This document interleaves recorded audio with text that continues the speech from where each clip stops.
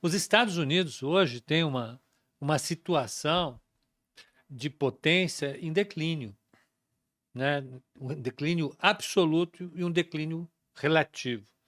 Um declínio relativo porque você tem players aparecendo novamente para contestar o poderio econômico e militar dos Estados Unidos, ah, ainda que não globalmente, e é a parte do Ian Bremmer que eu ia falar. Então, tem a questão econômica da China ser o chão de fábrica do mundo, Uhum. e a China quer ficar aí. Ela não quer absolutamente contestar o poder global dos Estados Unidos em termos militares. Isso não interessa para ela. Ela só quer, tipo, produzir mesmo e tá tudo Ela certo. tem ela quer manter o domínio militar dela ali, no quintal dela. E por isso o papel dela com Taiwan, o Mar do Sul da China. O resto fica com você, se vira, eu não quero confusão nesse Sim. lado. A mesma coisa a Rússia. A Rússia quer manter o seu domínio ali onde ela está.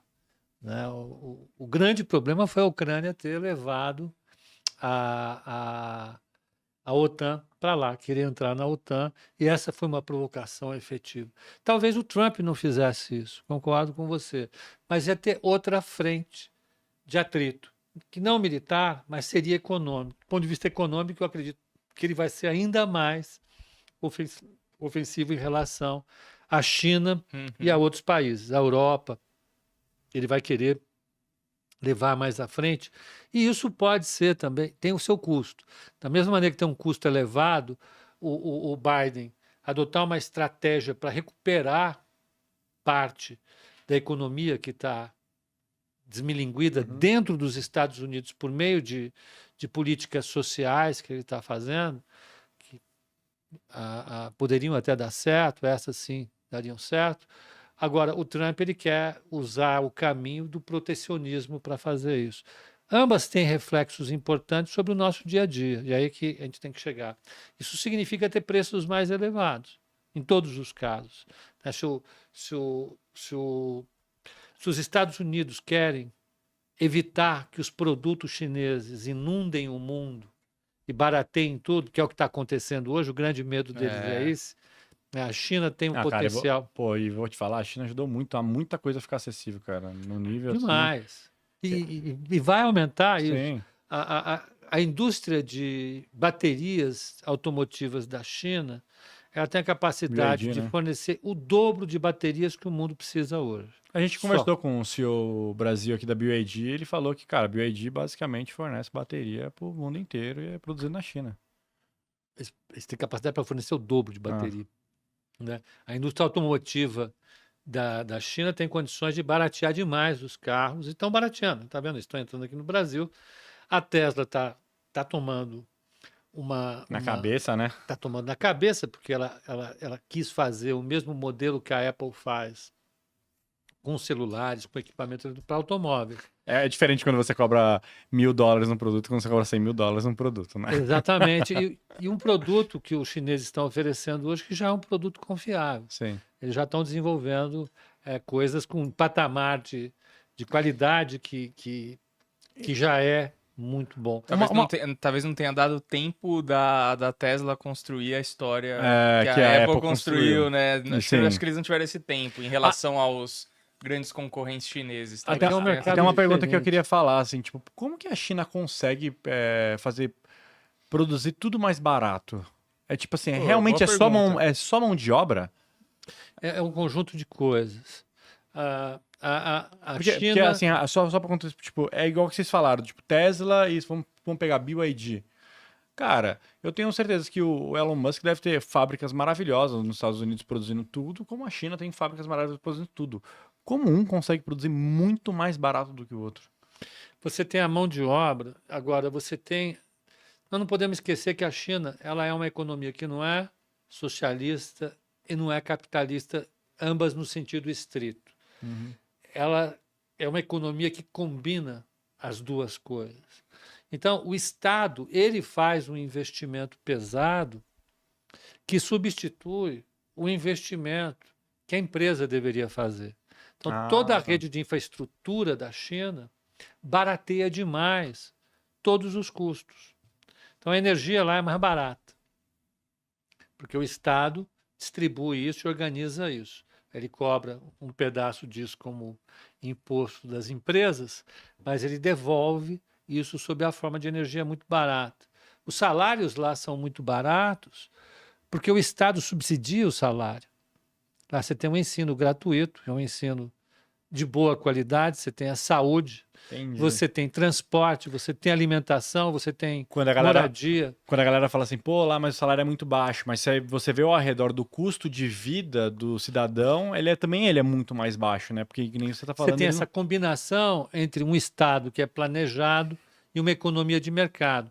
Você junta aquilo que é mais, vamos dizer assim, competitivo do capitalismo com aquilo que é mais, vamos dizer assim, mão pesada do Estado. Isso fortalece a posição competitiva da China para o resto do mundo, né? Por isso que o carro lá sai mais barato, eles produzem um volume. E aí, na hora que eles começam a produzir alguma coisa, a escala de produção é gigantesca. E tudo que você produz em escala tem um custo mais baixo, né? Então, é o que eles fazem. Eles produzem... Eles tinham até os anos 2010, a crise começou ali em 2013, eles tinham mais de 30 marcas de automóveis competindo no setor de veículos elétricos. Depois caiu para apenas 13 hoje, né? E são 13 que produzem veículos de qualidade, já estão consolidados. Num mundo que teve só, durante muito tempo, a Tesla se dedicando a isso, né? Então, eles têm uma capacidade de direcionar recursos para alguns setores que a economia de mercado demora mais tempo para fazer. Quando faz também, tem bons resultados, tem resultados excelentes, são os melhores resultados. A questão é que a China consegue fazer isso de maneira mais intensa. Eu vou te falar que eu até gosto quando sei lá, no mundo do celular assim, eu gosto quando a Apple inova muito, porque aí a China, ela barateia essa inovação e a Apple é obrigado a inovar de novo, porque senão vai perder mercado competitivo. A Apple está perdendo o mercado na China. Ela teve uma queda de 10% no primeiro trimestre de vendas de iPhones na China. Porque o iPhone é um produto mais caro, é um produto premium, e a Apple faz questão de não vender outros produtos que não sejam produtos premium. Então, ela teve uma primeira pancada que foi o governo chinês proibir a utilização de Proibiram? iPhone nas repartições públicas. Hoje, um funcionário público tem que usar um celular chinês. Eles fizeram isso no ano passado. Meu Deus. Eles fizeram isso no passado como represália ao Trump. Ao Trump, a Huawei em particular, né? O que fizeram com a Huawei. Os caras têm, tipo, 100 milhões de funcionários públicos, né? Então, imagina o impacto disso. Demorou para entender isso. Nos anos 90, eu estava falando com um economista e falava, essa China, pô, isso é uma porcaria, pessoal pobre, não sei o quê. O cara falou, meu amigo, você vende. Imagina você montar uma fábrica de meia. Lá, você vai vender 1 bilhão de meias, que é um produto barato, já resolveu o seu problema para o resto das próximas 30 gerações. Exatamente. E quando eles conseguiram transformar isso em renda, muda. Então, a Apple agora está numa briga de identidade. Ela precisa entender como é que ela vai reagir a isso, porque a China está oferecendo produtos de boa qualidade, com telas inteiras, com telas de boa definição, para competir com o produto mais barato deles hoje, que já não é mais o produto mais barato e que está defasado, que é o SE, né? Você acha que os americanos eles podem estar sendo um pouco negacionistas em relação à China, assim, de, pô, a gente não vai perder o protagonismo? No sentido que, tipo assim, pô, é impossível eles serem... impossível eles serem maiores que a gente. Não, eu acho que ele está sendo realista. E eles estão tentando reagir dessa maneira, né? Se protegendo comercialmente, incentivando todos os seus parceiros a fazerem a mesma coisa, porque ele diz, olha, eu vou proteger a China, mas eu vou dizer ao mesmo tempo que França, Holanda, nananana. A Holanda não pode mais vender máquina para fabricar chips para a China. A grande fabricante global de máquina para fabricação de chip é a Holanda. Os Estados Unidos estão lá batendo na Holanda para a Holanda não vender mais máquina de fabricação de chip para a China. Com a desculpa, os Estados Unidos sempre têm uma boa desculpa, para proteger a sua economia, todo mundo tem sempre uma boa desculpa, até o Brasil, né? Então, a desculpa dos Estados Unidos sempre foi, olha, a Huawei é uma empresa que utiliza chip para manter o seu domínio global de espionagem. A China quer espionar todo mundo. Eu lembro dessa polêmica aí. Então, prenderam a mulher lá, a CEO da empresa, no Canadá, acusaram a empresa de trabalhar para o Departamento Chinês de Segurança, da mesma forma que agora estão tentando proibir o TikTok nos Estados Unidos, porque o TikTok ele seleciona uma quantidade enorme de sou um pouco a dados. favor. Mas tudo bem, eu sou a favor de proibir o TikTok, porque ele é uma rede social que te hipnotiza e faz você virar uma ameba no longo prazo. Mas essa mente do americano de tipo assim, tudo existe uma conspiração por trás, cara.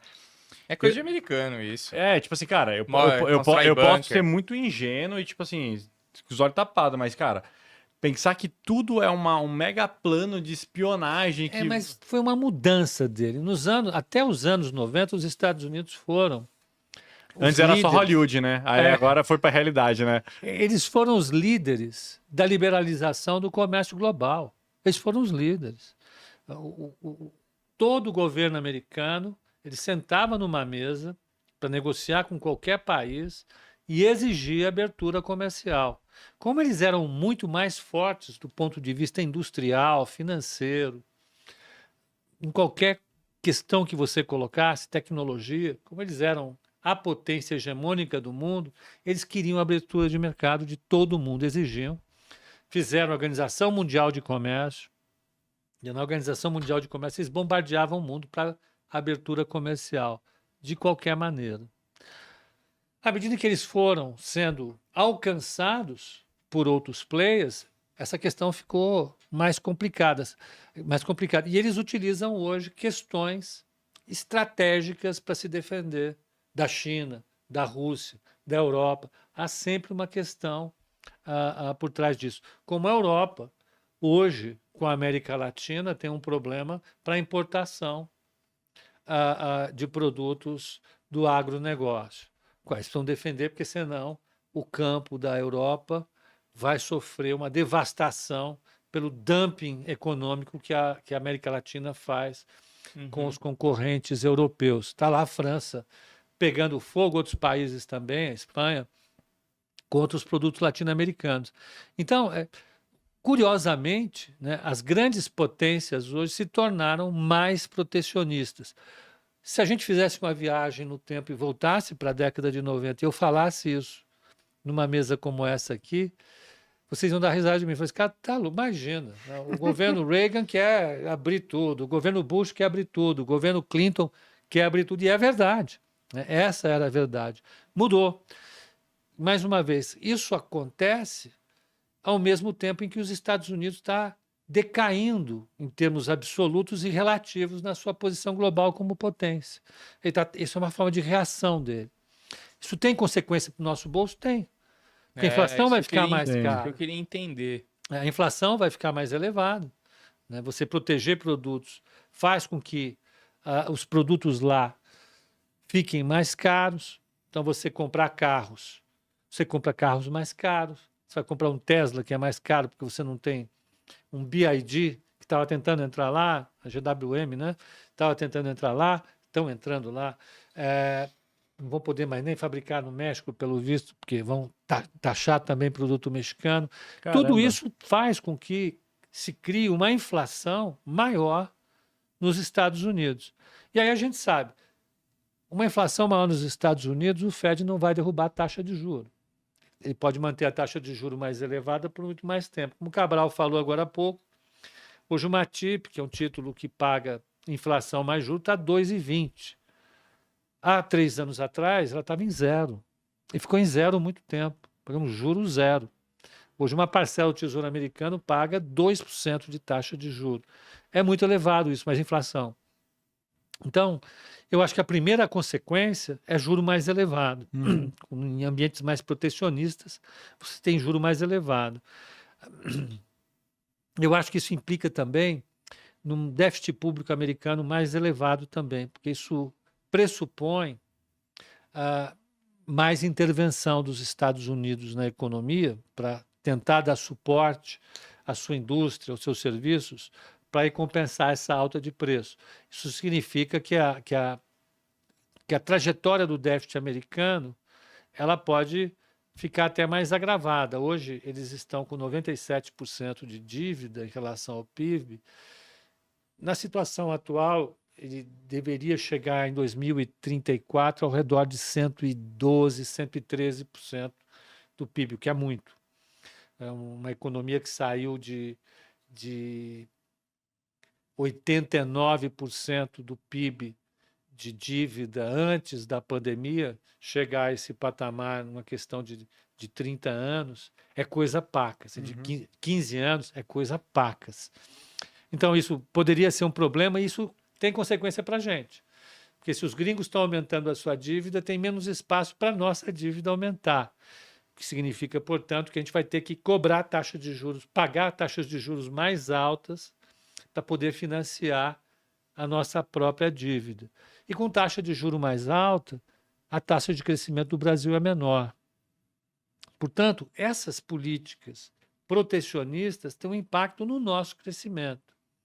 Nós ainda temos algumas vantagens. Eu acho que a gente, como nós produzimos e exportamos, dessa vez vai ser uma vantagem para a gente, bens primários, o que na história sempre foi uma desvantagem para o Brasil, vista por alguns economistas, hoje vai ser uma vantagem, porque de todos os produtos, o menos protegido é esse.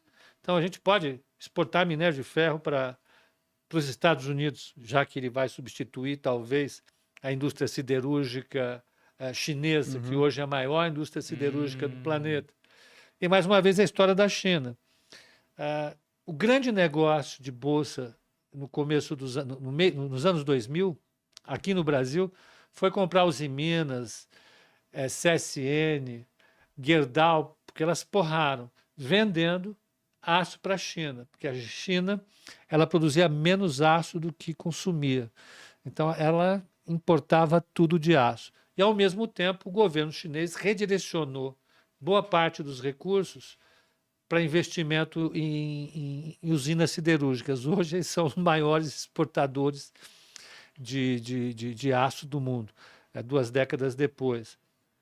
Então, eu acho que o Brasil pode se beneficiar num ponto, daqui a alguns anos, exportando bens primários, que são menos sujeitos a esse tipo de proteção que vai ter no mundo, mas a gente vai continuar vivendo com uma taxa de juro mais alta, se esse cenário se verificar.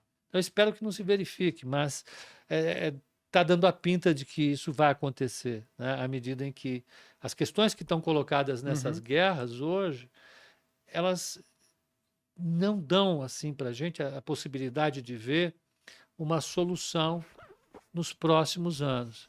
Vai ser difícil ver uma solução para o Oriente Médio, como vai ser difícil ver uma solução para o caso da Ucrânia, como vai ser difícil ver uma solução para a competição que os Estados Unidos querem abafar em relação à China.